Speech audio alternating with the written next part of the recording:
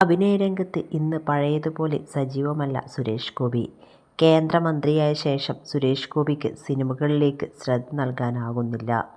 കുടുംബ പ്രേക്ഷകർക്ക് പ്രിയപ്പെട്ട നായക നടനായിരുന്നു ഒരു കാലത്ത് സുരേഷ് ഗോപി.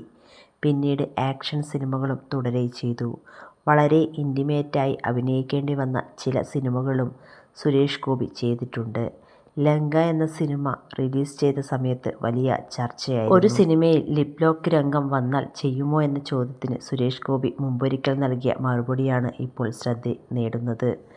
ഞാൻ കലാകാരനാണ്. സിനിമ ആവശ്യപ്പെടുന്നു തോന്നിയാൽ ചെയ്യും. വീട്ടിൽ അതേക്കുറിച്ച് ചർച്ച പോലും ഉണ്ടാകില്ലെന്നും സുരേഷ് ഗോപി വ്യക്തമാക്കി.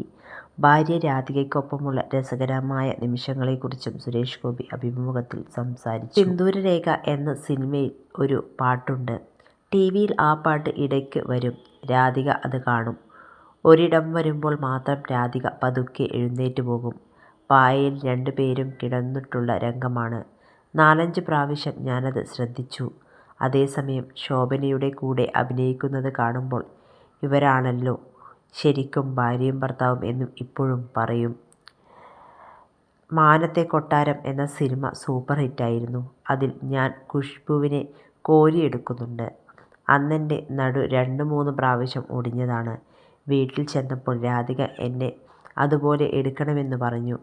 കൊച്ചുകുട്ടികൾ ശാഠ്യം പിടിക്കുന്നത് പോലെ പറഞ്ഞു. സിനിമയിലേത് പോലെ രാധികയെ താൻ എടുത്തെന്നും സുരേഷ് ഗോപി ഓർത്തു. എനിക്ക് ലാളിക്കപ്പെടുന്നത് ഇഷ്ടമാണ്. കാലത്ത് ബ്രേക്ക്ഫാസ്റ്റ് എനിക്ക് വാരിത്തരുന്നത് രാധികയാണ്.